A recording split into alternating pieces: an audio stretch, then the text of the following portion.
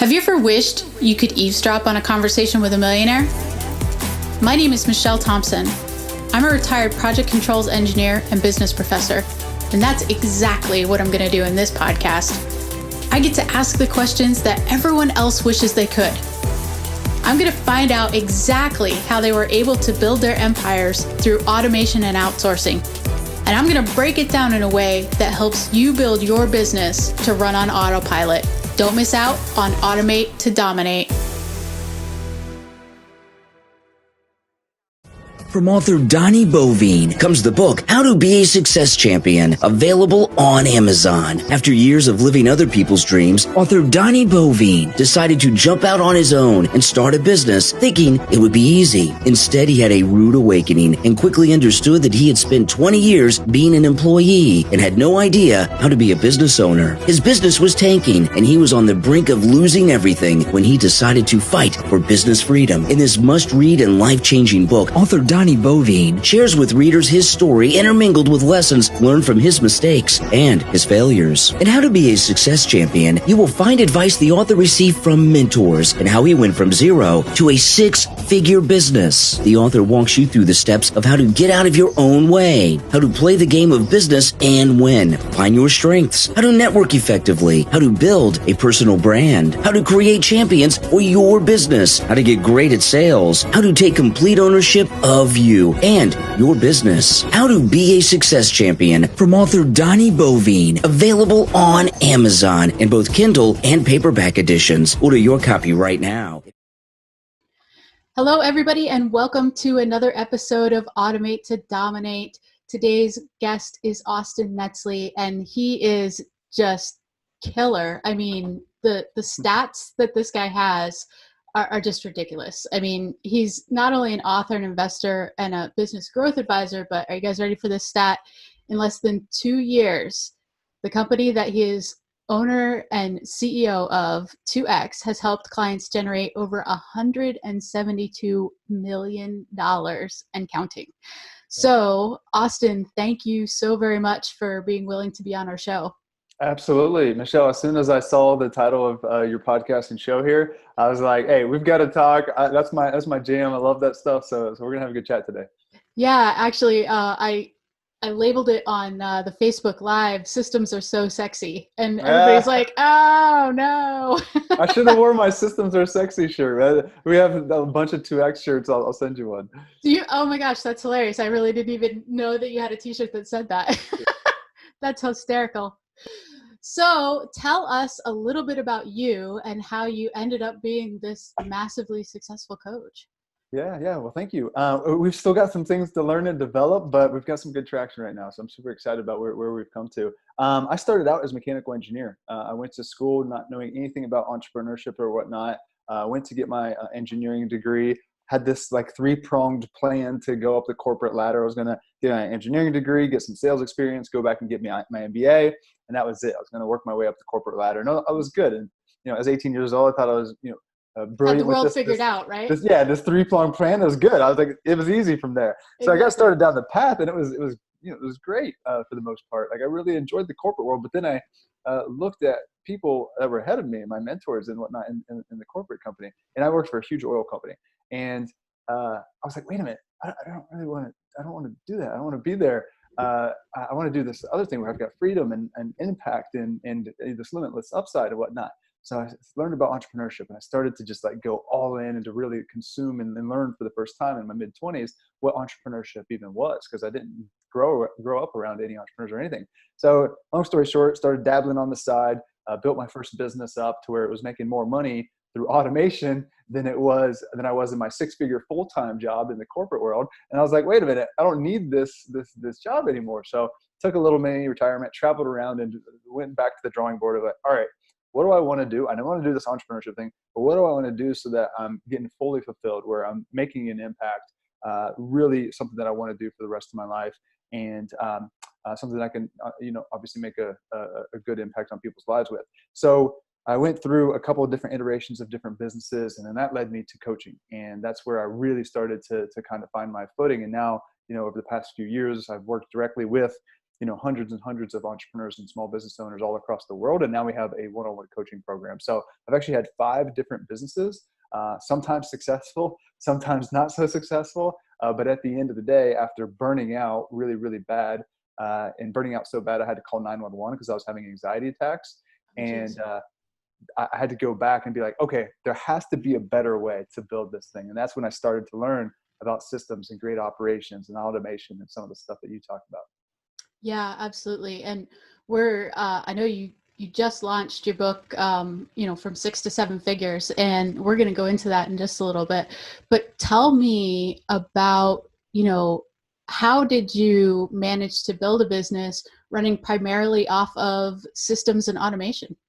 So my first company was a day trading company, and I was in sales at the time, so I had flexibility with my schedule. But like the market would open, and I'd be watching everything. I'd be trading. I would be making money, losing money, making. It was stressful as can be. Yeah. And I was like, wait a minute, like I'm doing this to get out of the financial situation that I was in. I was deep in debt coming out of college, and I was like, I'm doing this to have financial peace of mind. And this is doing the exact opposite. So I was like, all right, this can make me money and do what I want it to do, but it can't do it in the way that I was doing it, where I was just like on it all day. So I was like, all right, I'm going to figure this out, how to do it right, so that, yes, I wasn't going to win every single time, but I was going to have a system that was going to be able to over time make money pretty confidently. Hit singles instead of home runs. Yeah, exactly. And then second of all, I was going to be able to use automation to do that for me, so that I didn't have the day-to-day, minute-to-minute stress, and I didn't have to monitor anything. I literally turned it on in the morning, turned it off at night. So I taught myself a little bit of coding, again, engineering background. Like I like that built yourself a nice robot, did ya? Yeah, exactly. So just a little bit of coding, enough that it was going to be functional, and I had my strategy. And basically all I would do is like research the right stocks to put into this, and then turn it on in the morning and turn it off at night, see how I did, create a list of lessons learned, make some tweaks if I had to make some tweaks, but it was pretty much turn on, turn off. And over time made me a good amount of money. That's so funny, because you and I did almost the exact same thing. So I was a project engineer, and went and got my MBA, scaling the corporate ladder type deal, but still had this entrepreneurial itch. So I started trading Forex, and it was hilarious because I was working 412s, right? And so I was working from 6 a.m. to about 7 o'clock p.m. on my day job, and then I'd be getting up at 2 in the morning so that I was up for the London Open, which is when you usually make money on Forex. And I was doing the same thing. I was like burning out. I was like, this is crazy. I've got to figure it out. So I did the same thing you did. I was like, if I can just set the parameters, a robot can do this for me. Yeah, exactly. Yeah. And it would make better decisions, right? Because like sometimes you would get away from your strategy and make emotional decisions or whatever. Oh, I always do. I'm like, I just want half that profit. I know I wanted 200 pips, but I'm good. I'm good with 75 pips. Yeah. Then I get killed on my next trade. Yep. Yeah. How funny. Okay. So aside from, the stock market and things like that, how have you learned how to build automation and systems into, every business to help others? I went down in my next business. I went down a similar path where it was a digital agency, and so much was built around me, and we came out of the gates just swinging. We did 6 figures in our first month in this service. And I was like, all right, that's amazing. Now I got to fulfill on it. And that was a whole new challenge to face. And then at the time it was me and I think just a virtual assistant and my buddy who was part-time, and he had no experience in anything that we were doing. I was just helping him out. So I was like, all right, here's my squad. Here's what I got to do. I got to fulfill on this thing that I've sold a lot of right now. Here's what we're going to do. We're going to put together a step-by-step game plan of everything that we do. We ultimately built out 162 steps or something for this deep dive book launch process at the time. And most of it started over a period of several months being able to be run by a virtual assistant in the Philippines. So it was all mapped out, and we had enough of the templates and structures in place to be able to do that. And then fast forward a year, the business was doing really well, and I was traveling all summer with my girlfriend at the time. I really realized the goal that so many business owners are after. Like, you get in business to make an impact, to make some money, to have some freedom, to, you know, do certain things, whatever. And then you get into business, you're like, wait a minute, this is a lie. I don't have any of those things unless you do have the power of automation, of systems, and of a couple people. And you don't need a huge team. You can have a couple people do a really, really good amount of job with the right system. So then I just went into a deeper and deeper learning about systems. And there's not a ton out there about systems, you know. But just through my own trials and tribulations and networking with so many people, I just continued to learn the power of it. And now it's at the heart of everything that we talk about, having systems, because it's repeatable. It helps you delegate better, it helps you set up your team for success. It makes things more efficient. It makes the client experience better. It drives more profitability, yada, yada, yada, yada. They're the key to scale, in our opinion. So now, again, we talk about them every single day. Even today, I've got 75-minute training just on a couple systems alone, because it's so important. Yeah. And that's, you know, I keep telling people, if you take the time to build the foundation and build the processes and your standard operating procedure so that it's cookie cutter, you know, it's the exact same thing every time, you know, at that point, then it's just plug and play. You can scale as much as you want. Yep. And, you know, people are like, I don't have time to do that. How can I do that? Because you're working in your business, not on your business. Yeah, exactly. Yeah. And one thing that we tell people is like, because that is the same thing that comes up, is like, I don't have time to do that. I know I need it. But the thing is, they're already doing the work. Yeah. Like, if you're already doing the work, you can easily, you know, press record on the Loom video and just talk through exactly what you're doing, and have an assistant turn that into an SOP. You can spend an extra, you know, 20% of your time to turn it into exact steps. And other people can do that. And that's really your job, is to make things so easy that your team cannot fail. Think of McDonald's. McDonald's can hire anybody off the street, and they can make a Big Mac just as good as you or I, or a chef, or anybody. Why? Because they have the proper structure and systems in place to set them up so that they can't fail. Like, it is really, you have to try to fail to not make a good Big Mac. You know what I'm saying? So that's your job. And it's just a mentality switch. As you know, as you're looking at your business and your role and everything, you've got to be the leader to just be thinking, okay, there's a challenge, or there's something that we're doing. What's the system that can fix that? A quick little story that I learned from Howard Schultz. He was the CEO of Starbucks. He was out at a new location, at one of the new stores. And he walks into the store, and this is like a big deal, right? Like, he doesn't go to these locations very often. So he's at this store, and, you know, obviously all the employees and everybody are super excited, and he gets there and there's a light out, and it's like a bad look for the manager there and this whole department. And he could have done he could have got really pissed. He could have, you know, had them fix it right away. Could have, you know, berated them, whatever. Instead, what he did, and this is the mentality that people need to have, instead of what he did is he immediately called back to headquarters, and whoever was the head of that entire department, all the way up the chain, many levels up from the store, and said, what's the system to fix a light out? And he went straight back to fix the system, went straight back to fix the source. And this was his mentality, because he wasn't worried about one light bulb.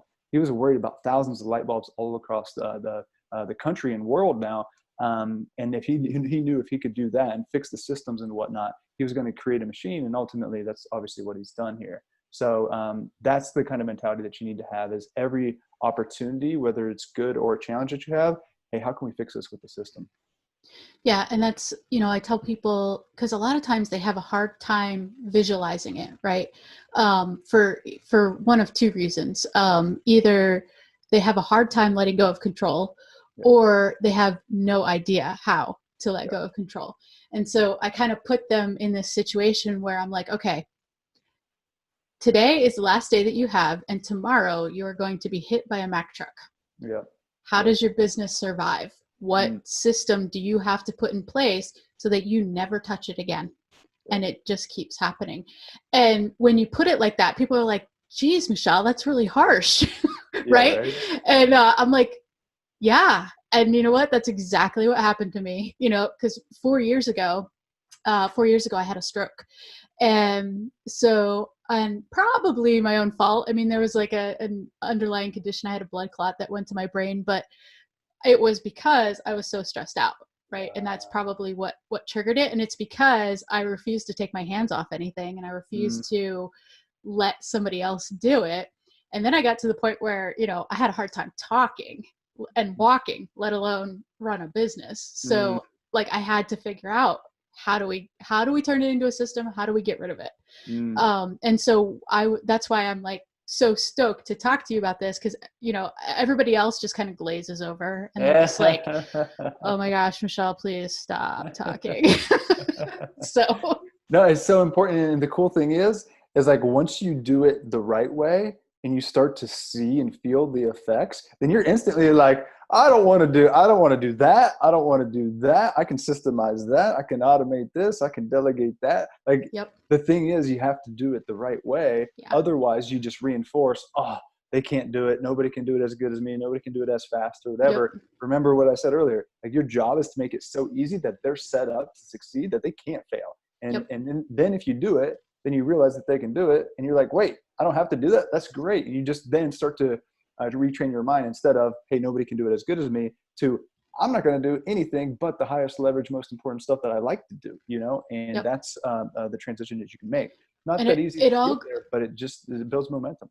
It all goes back to what you originally said, was you're doing it anyway. Yeah. Hit record and teach somebody how to do it exactly like you were going to do it, and tell them everything that's going on in your brain. So like so many people, when we delegate to like a VA or something, we expect them to be a mind reader, and we don't even realize we're expecting them to be a mind reader, because we make so many decisions in our head that we're like, oh, just do this, do this, do this, this. Yeah. We never tell them. And then we get the product back and we're like, well, that's not what I wanted, So how do you teach business owners to fix that? Start with some quick wins. Start with some easy stuff. Go to the admin stuff. Like, what are some low-hanging fruit things that are pretty easy to do? We'll keep the technical stuff and whatnot. That'll be kind of phase 2 or 3. But start with the easy stuff, and then that will allow you to just better communicate with people. But definitely track things. Like, create a log of what a good system looks like. Maybe it's a checklist. Maybe it's a template. Maybe it's a Loom video, which is a simple free video recording software that I love. But just start really small. Start with the easy stuff. Start with the admin stuff that somebody else can do. And that'll just kind of get you into motion. And that'll free up anywhere between 5 and 20 hours. I mean, we have people coming into our 2X program. One guy actually just emailed me today. He started the program working 100 hours a week. In 90 days, we got about 90% of the tasks off his plate. 90%. Wow. So he's working like 10 hours a week now. Yeah, exactly. And well, he's working more because he's working on the right stuff, but the tasks that he had 90% off. Nice. But he's working about 30 hours a week now. And he went from an average of $66,000 per month now to so far this month, well, it's right at the end of the month, 169,000, I think, 164,000 in 1 month. So he like 3x'd. He 3x'd, and his time, his free time, and his peace of mind, and every 10x'd at least, And now he's got the team in place and the systems and structure in place that now he's just got a much healthier company. So he's blowing past his goals and doing some big things. So growth is on the other side of getting some free time so that you can just work on more important stuff, because he was doing everything himself. I literally hired 3 people that were pretty low-cost employees, and combined that with the systems, 3x. And I mean, we're talking about a couple months here. It's not that long of a time. Yeah, and that's it's amazing how powerful it is once people start to learn it. I know you and I both really believe in using VAs a lot. And one of the questions that I get a lot is, how in the world do I work with somebody on the other side of the world and keep them accountable? And, so tell me about what systems and software do you use with your VAs to keep them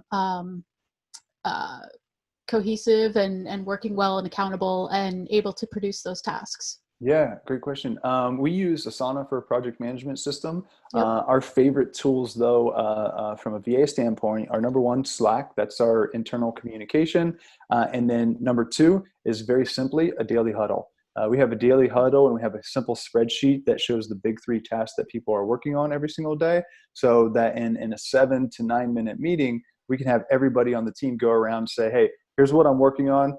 Here's where I need help, and here's a couple other small things. But like literally in 7 to 9 minutes, we can manage the entire team, including I think that we have I think we have 4 VAs now. We have had as many as 8, Mm-hmm. but we usually have at least 4 to 6 VAs, and we're getting ready to hire a couple more. But we love them. I mean, they do so much of our business and so much of the setup and whatnot, so that our coaches can do what the coaches need to do, our leaders can do what the leaders need to do. And we have a VA for every single department that we have. So those couple things, Slack just to kind of keep them engaged, and then a daily huddle. And it is late for them when we have this, but we make that a part of the commitment of working with us, and they love it. And like they have an awesome opportunity. They make great money for their situation, which is Yep. beautiful, Yep. and they're a tenth of the price of potentially somebody in the U.S. sometimes. Right. Now, I know with, some people out there who are trying to maybe run on a little bit of a leaner budget. If you could start out on Slack for free, but then it starts to get a little bit more expensive. You can basically use Discord to do the exact same thing, which is actually a gamer app. So those of you guys who are listening, if you're looking for a tiny cheat sheet there, check out Discord. It runs almost identical to Slack. Nice. But I did want to ask you, so you didn't actually mention like Hubstaff or hours tracking software. How are you doing that? We don't track people's hours. We Really? started out doing that. Yep. But we have all our VAs are full time. We move really fast as a company, so like you'll know if somebody's not moving fast with you. And we used to track hours, but at the beginning we do. I don't manage their hours. I've literally in my time as an entrepreneur never looked at anybody's timesheet ever. When a VA is starting out with us, we do have them report their hours every Friday. They do a full report. That's how many hours they worked, what they worked on, what challenges they had, what questions they have, what were the biggest and most important things they got done, and just to kind of have some closed loops there, and just like improve and iterate and have them reflect a little bit. And they put their hours in there, and then after, whether it's 30 or 60 days, we move them basically to full-time and salary, and we do it. But that's their trial period, is to like see, hey, are they efficient? Are they productive? Are they working enough? So we do track their time, or we have them track their time at the beginning, and then we quickly move off of that. Awesome. So speaking of time, I know we have a limited amount of time this morning, which is unfortunate. I wish I could talk to you for the next 24 hours, but not the case. So tell us about, from 6 to 7 figures. Tell us about this book. What's in it? How do we find it? Where do we get our hands on it? Here it is, right here. I know, isn't it beautiful? Super excited. Yeah, no, I'm so excited to get this out there. I've been wanting to do that for a while now, but we work with 6 and 7 figure business owners primarily all across the world. We've got a one-on-one coaching program. So these are a lot of the systems and strategies that we talk about there. And you mentioned to start this, some of the success that we've had and whatnot. And it's not like 1 out of 10 are successful. It's like 93% to 97% are successful. Wow. Because it's not some tactics. It's about foundational stuff. Like systems is at the heart of this, right? It's like really pillar foundational stuff that business owners need to learn in here, and showing them a little bit different way to run a business than a lot of people are talking about. So excited to get that out there. It is now live. We've got paperbacks, and here in a couple weeks at the time of this recording, we'll have hardcovers available as well. So you can get it at 6to7book.com. It's available for free. Like you just have to pay shipping and handling. So 6to7book.com/free is where you can get that. And I'm really excited to move it to as many people as possible. So just because I think it'll impact a lot of lives. So we're sending it to all of our clients, even 8-figure clients, but it's really designed for people looking that have already started, that are looking to get to the next level, to increase their time, to increase their revenue, and most importantly, bottom line. This is going to help them in a big way. So 6to7book.com/free. Awesome. That's absolutely amazing. And I want to tell everybody, make sure you check out Austin's website, which is scale2x.com. So SCALE, the number 2, xylophone.com. So if you check it out, you will find a ton of information there on how you can hook up with him and submit an application for coaching if that is something that you find that your business needs. So Austin, one last question for you. Yeah. If you had, besides your own book, if you had one book to give to an entrepreneur who was not quite at the 6-figure part, right? They're struggling, they're hustling, and they want to get to 6 figures and then hire you to get to 7 figures, what's the book you'd give them? That's a great question. The book to get there, I would say, I'm going to have to 2X it and to give you 2. One is The Millionaire Fast Lane by MJ DeMarco. MJ DeMarco is amazing. Yeah, he's awesome. I've interviewed him before, and that book I was reading, and I was like just mind blown. Just a how he couple thinks. times.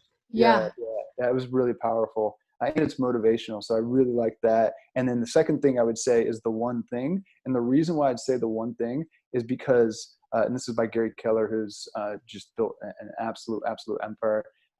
The reason why I'd say that is because at the end of the day, it's about focus. There's so many things that you could do.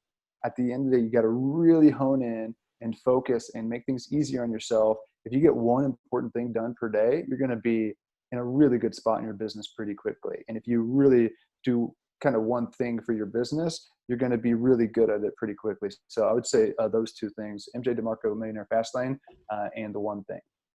Awesome. Austin, thank you so much. This has been absolutely killer interview. And so we will, make sure you check out his website, scale2x.com, and we will catch you guys next time. Take care. Awesome. Thanks, Michelle. Thank you for tuning in to the Automate to Dominate podcast at www.awesomeoutsourcing.com/podcast. My name is Michelle Thompson. Hey guys, if you absolutely love this show, I would greatly appreciate it if you would head on over to iTunes, subscribe, and leave us a 5-star written review. That would be amazing. And as always, if you guys know somebody who should be listening to this podcast, please don't keep it all to yourself. Share it with your friends.